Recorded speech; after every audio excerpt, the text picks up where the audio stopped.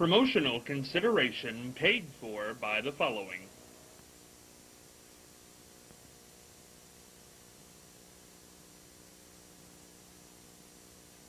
The Ohio Neck and Back Pain Relief Center, Scott M. Gray, D.C., across from the Marion Center between TSC and Kroger. For further information, dial 740-386-6580. Also located on the net at goodbackbadback.com. You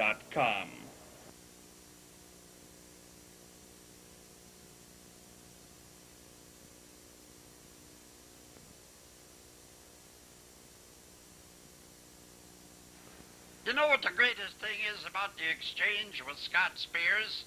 Well, not only do they have Scott Spears, but they got all kinds of fabulous guests, too. So tune in. The exchange. Scott Spears. Right here.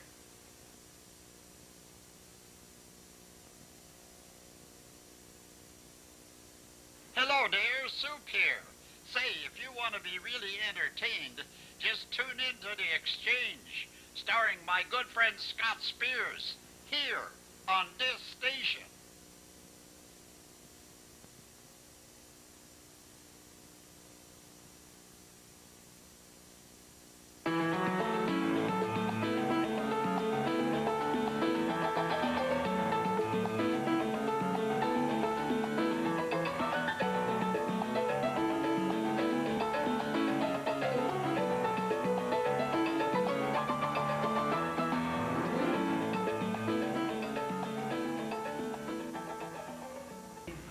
Hey, Scott Spears along with you on a Tuesday edition of The Exchange here in the holiday season. Stockings hung on the brick wall behind us with Christmas lights everywhere, ornaments on the table. Hope you're having a great time out there doing your shopping, which maybe you'll go out and do before or after this program. I like these little Christmas trees, aren't they something? We got a green one down here, a red one over there. It is the clown is decorated over there. Oh, so you I like that. You got that for $3? $3. I picked that up at one of those stores. How did you have to run? I mean, no, I had to run pretty fast as I got out the door with it. I like that. It brightens up the It studio, does. I think. Do want to let everybody know that we do have a new sponsor here, SEW Pro Wrestling here in Marion. You can find them on the net, SEWProWrestling.net, Facebook, SEW Marion. Have an event coming up December the 17th. Tickets are $5 at the door, or bring 2 canned food items along with 2 boxed food items. All cash will be donated to the Boys and Girls Club of Marion. All food will be donated to the Victory Center Food Pantry. And so that'll be coming up this Saturday, December the 17th. And then they'll have another program on January the 7th, $5. February the 4th, $5. All shows will be held at the Unkefer Union Hall, 675 Unkefer Avenue here in Marion. Ticket locations to get your tickets, Norris Grocery Store, which is over there by Unkefer Avenue, not on Unkefer, but over in that area. And their offices are located at 675 Unkefer Avenue here in Marion. So once again, if you want to get in touch with them, probably the best way will be through the internet, www.sewprowrestling.net, no spaces, SEW Marion on Facebook. Charlie, fascinating facts. I thought when you mentioned bring food items, I thought it was to throw at the wrestlers. I don't think they like that very much. Probably not.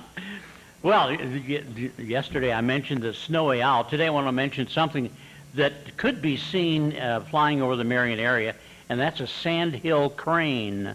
Now, the sandhill cranes left for Florida back in late November, and a lot of times they fly right over Marion County, a rather large group. Now, a sandhill crane has a long neck and red feathers on its head, and they fly rather gracefully. And I saw a squadron of them a few years ago going over on their migration pattern, and they end up, guess where? Where do they end up? Florida. Ah, yes. Like everybody else. You just talk about, what do we call them, snowbirds? Snowbirds. Okay, well, these are real snowbirds. They end up about midway in Florida and then start back here in March. Hey, there you go. Yeah, Not bad at all. That's for the birds. It is. Marianne, words of wisdom today. Well, this week the theme is love, because love is essential to all of us, but especially around this time of year. And these words come from Mother Teresa. Let's concentrate on a worthwhile goal, that no child be unwanted and no person go unloved. Oh, that's good. She was... Oh, remarkable Oh, woman. for all the years. Remarkable. Well, she's a saint. Yes, she Isn't she was. a saint? Yes, she was. And didn't ever accept anything. No. I mean, she was just that way. She became a big-time personality, though. God love her, and I think everybody will always remember her and associate her name with a lot of love. True. Yes. And she did so many things like that. Oh, yes. Mother Teresa, wonderful. Solely dedicated. I don't know where that came people. from in her psyche to do that. You know, I've never read a biography of Mother Teresa. I think that's something we should all read. Oh, I would love to read up on Mother Teresa. She was, you know, it's weird. She died the same time Princess Diana did. And it was kind of unique because if you remember, Mother Teresa's death was kind of overshadowed by everything going on with Princess Diana. But that's probably the way she would have had it. And she would want it that way. That's right, that not a big hoopla was made. But aside from the Pope, I think Mother Teresa goes down as big time figure in that area. Yesterday we talked a little bit about shopping and Black Friday. There was a story I wanted to bring up that was crazy, so we're going to get into that today.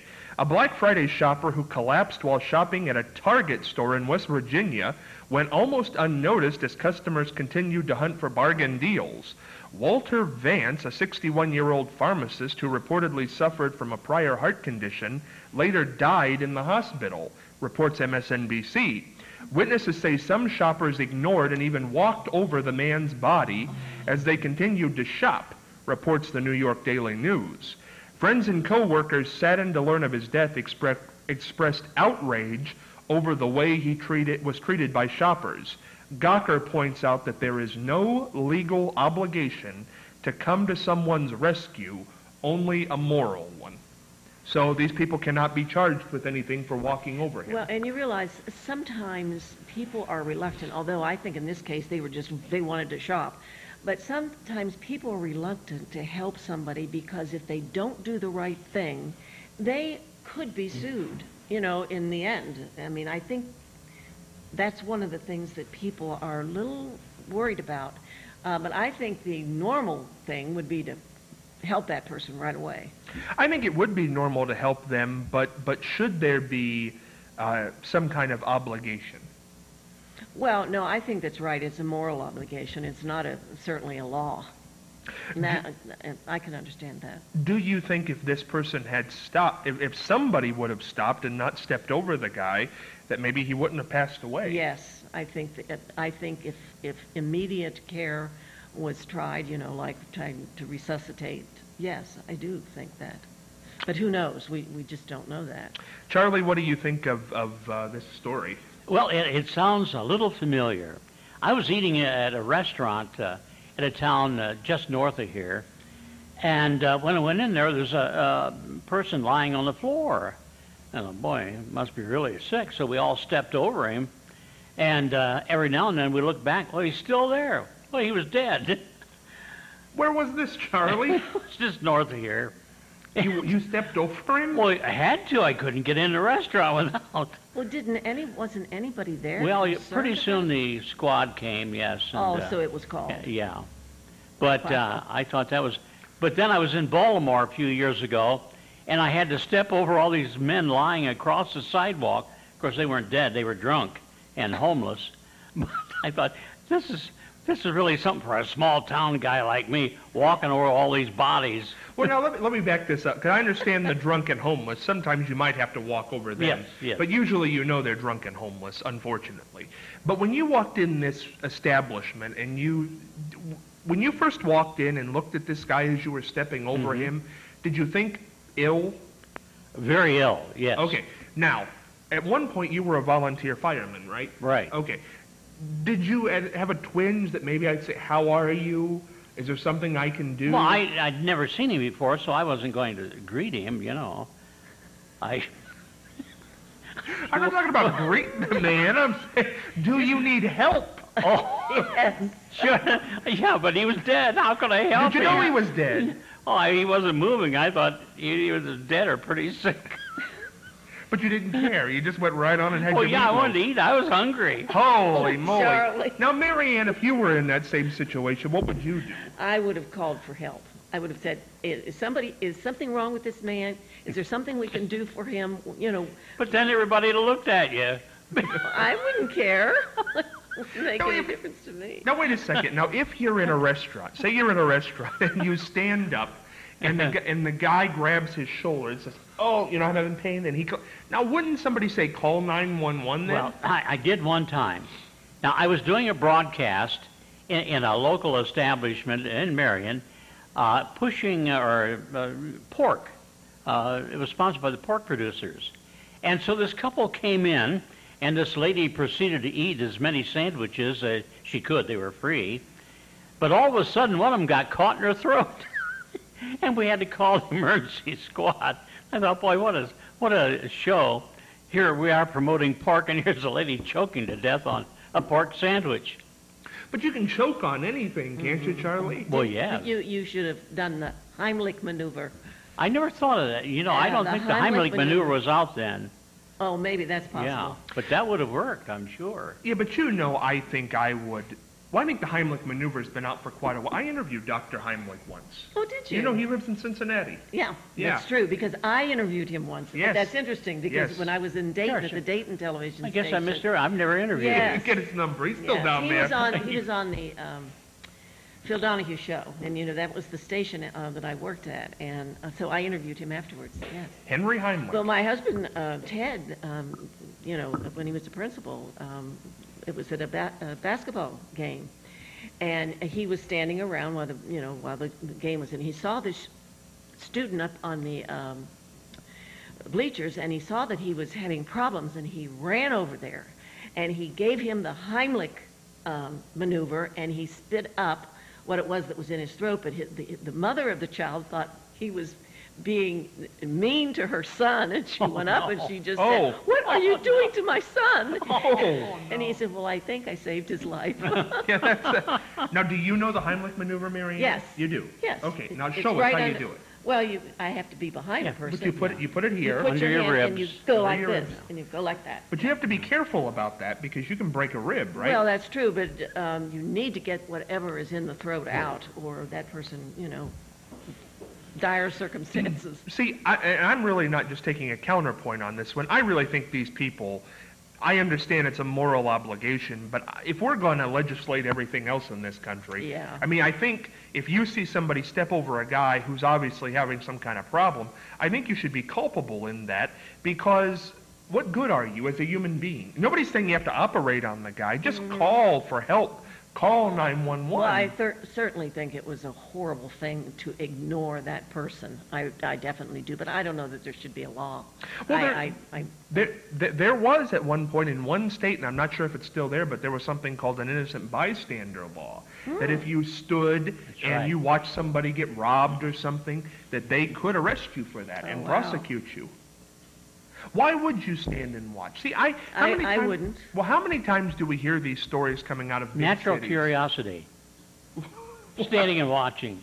Yeah, it's natural curiosity, Yeah. but you think about this, and this is a big leap, but then again, it's really not if you think about it. Think about all these molestation cases that are coming out now, my. and what do we always hear? Somebody witnessed it. Yes. Somebody Didn't do witnessed anything it about it. and didn't do anything about it. Now we want these people's head on a plate because in our mind molestation is horrible, and of course it is. But I guarantee you, to the friends and family of Walter Vance, death is death. You're not coming back from death. Why would they be silent? Why would the people step over him? Why would you watch a molestation and not say Who anything? was Walter Vance? The gentleman who died at Target Oh, okay. in West Virginia. Oh. Martha, we haven't asked It's you. unconscionable, I think. I think it is, and I think somebody needs to be held culpable. Martha, if you were in a store or a restaurant and you walked in and somebody was becoming ill and falling down on the floor, what would you do? I'd call 911 immediately. And then teach him to dance. Yes. Charlie, you're making light of this. Electric slide. That's it. That'd get him going.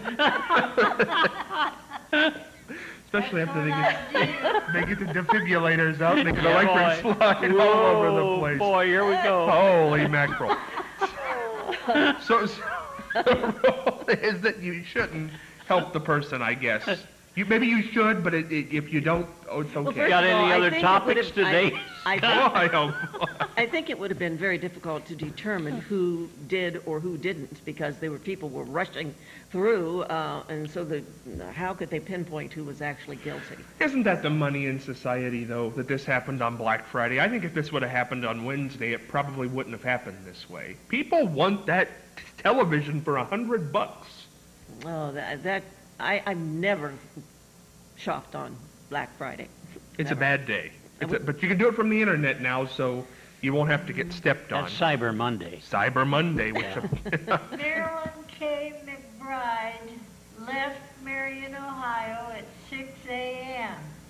She took Luann's daughter. She took Brittany and Courtney, and they went to Polaris. rough.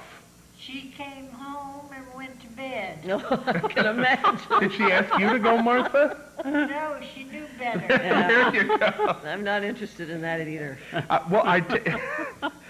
Staying on the note of what might happen when we all pass away in this episode, Larry King, legendary broadcast figure, recently revealed in one of his specials on CNN, Dinner with the Kings, that that he's petrified of death, first of all, and that when he dies, he wants to be frozen, and he was absolutely serious. In 200 years, he said if they find a cure and can unfreeze him, he wants to come back. How about if we take him to Alaska and shoot him? And then just step so- over him. You're in a so morbid this holiday today. season. And here we are, this close to Christmas. Yeah, Charlie. right. Oh. What do you now? Some people say Walt Disney is frozen. Don't they? Was he frozen? Howard Hughes is supposed to be in a Well, wall there are people, somewhere. it's called cryo something, isn't it? Cryogenics. Yeah, cryogenics. But When they get the bill, they'll cry. They'll be dead. What do they care? Bill my wife. That's what you do. Bill my you wife. know what I think? I think when a person is older and they die, it's not so bad, but it's when young people die. That's tragic, I think. And, when you're a certain age and you're up in your 70s and 80s and 90s and so forth, you expect it, but it's tragic to have a young person die. I think that's terrible. Well, here's something I don't understand about cryogenics is you can't, say somebody's in a car accident, shot, something like that. Now, you can't freeze them, right? Because I don't know anything about that process. there's something Nor do about I that, care isn't to. there? I mean, you have to die in like a special way. You have All to, I know about cryogenics is those Dippin' Dots, ice cream. Yes, that's Yeah. it's Same thing. For freeze dried. Mm-hmm. I don't know. Do you think Larry King's nuts for wanting to have this done? No, it's his own. If that's what he wants, that's fine. Well, would To each his own. Would you like to come back in 200 years? No, No. not really. Why not? He probably wouldn't look better after 200 years, I can only imagine. Well, but think he's going to be frozen at however old he is He's now. very and- old right now. Yes, and leaning over like he is. No. and he's going to come back like that. Yeah, that'd be bad. Yeah. Yeah, He's not Maybe he gonna- just needed to be interesting for that interview. that could be. It made news. Mm-hmm. It made news. Martha, would you ever want to be frozen and brought back to life 200 years from now? Well, if I could dance, yes. If I could dance, I could do it. You'd come back. Yep. What do you think the world will be like in 200 I'd like years? to do the Tennessee waltz with my husband. Well, there you go. Boy. Well, it's very hard when you lose somebody, and sometimes maybe you want to have. What if your partner gets frozen if you don't want to get frozen? I always wonder about burial and cremation. What if the husband and wife can't get together on the decisions? That's right, Scott. Well, that all should be written down. You should write down. Oh, this is a morbid subject. I mean, No, I why think are it's we okay. talking about this? Well, because Larry King wants to be I frozen. know, right. but it's not a Christmassy topic. Not Scott. for, I'm sorry. of course, you could buy Larry a brand new fur coat for Christmas. Did you see that special he did, by the way? Did you see it? It was No. kind of unique. He had all these famous people like Conan O'Brien and Shaquille O'Neal and Tyra Banks and the guy who created Twitter. And they didn't really do interviews. They all sat at a dinner table and did like a dinner table conversation, like what's the last thing you think about before you go to bed, and who's your hero in life, or who did you take after. It was a very interesting... That would be interesting. I like conversation. Yeah, it was a very conversational thing, but Larry wants to be frozen, which I think is fine. I think, did Walt Disney get frozen? I think so, but the cost of keeping one frozen, terrible. I think it's ridiculous. Well, where I did... love all of his suspenders. Don't he have a bunch of suspenders? It keeps him in suspense. It's very unique. Very, very unique. Today we will go into the mailbag to get off that interesting subject. This comes from Rhonda in Marion. Interesting. What is your favorite snack? Snack. What's your favorite snack, Charlie? I was going to say ice cubes. You like to chew on them. Don't choke on them because somebody will step over you. Favorite and just snack? keep on going. Favorite snack. What do you eat when you're hungry? Oh, everything in sight. I mean, You go to a buffet. well, I kind of hesitate to go to buffets because usually when I go, I see what happens when you eat too much. Was this place you went where you stepped over a... No, that was not a buffet. No, not a buffet. No. Well, see, they're not discouraged. What do you eat when you're really hungry? I don't know. Do you have any kind of snack? I'm trying to think. Think about it for a second. I Mary don't Ann? need to think. I love ice cream. Ice cream. I love ice cream, and I also like salty potato chips and things like that. Do you ha- And they're not necessarily that good for you, but I do like them. I like Fritos and cheese curls and Yes. things like Yeah. that, yeah. Yeah, that's good stuff. I think, you know what? I'm strange, though. I like vegetables with veggie dip cauliflower. Well, now, see, you're smart. Well, see, I like that, though. There's something Well, about I like that I ve- really I like. vegetables, too, but not for snacks. Potato chips are okay, but only a very great while do I eat anything potato-y. I never liked mashed potatoes. I'm not a mashed potato person either, but I do like French fries. I tell you, I do like pies. I like pies. I like pies better than I like cake. Do you have a favorite sweet, Charlie?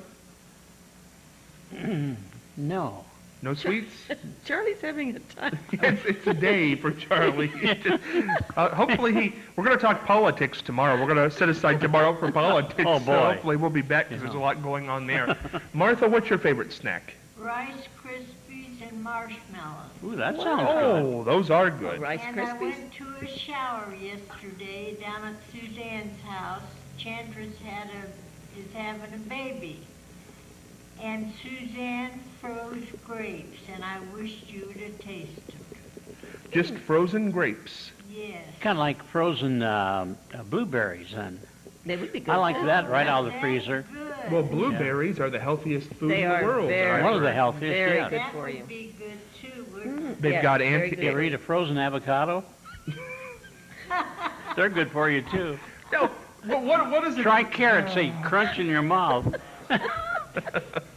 Hey, let me tell you about Go carrots. right ahead. Those baby carrots you buy, they really aren't babies. Those were big carrots that were peeled down to look like baby carrots.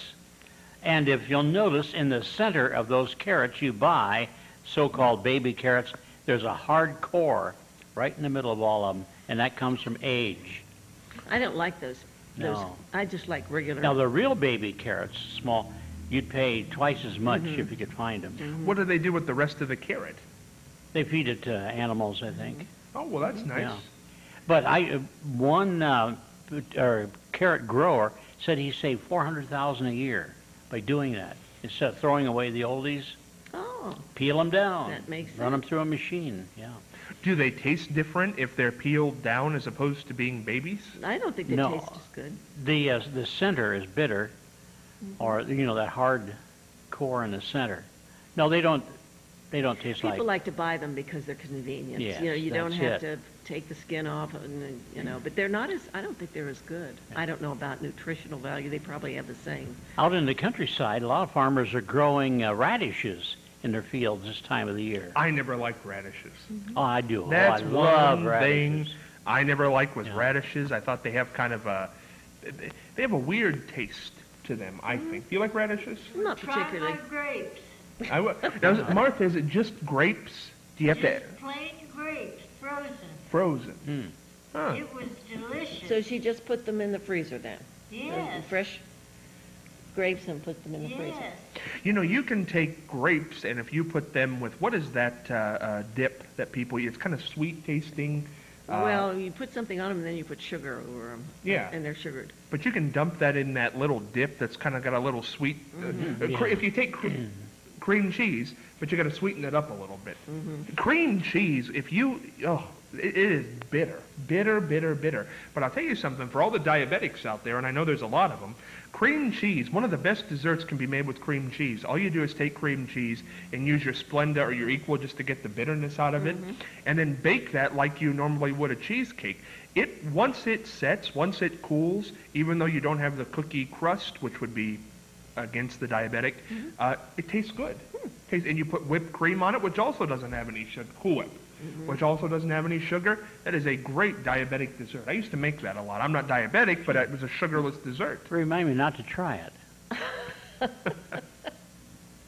Excuse me. We'll be back on Wednesday to talk politics, Newt Gingrich, Mitt Romney, Herman Cain, he's left the election. What will we do? We'll talk about it on Wednesday on The Exchange.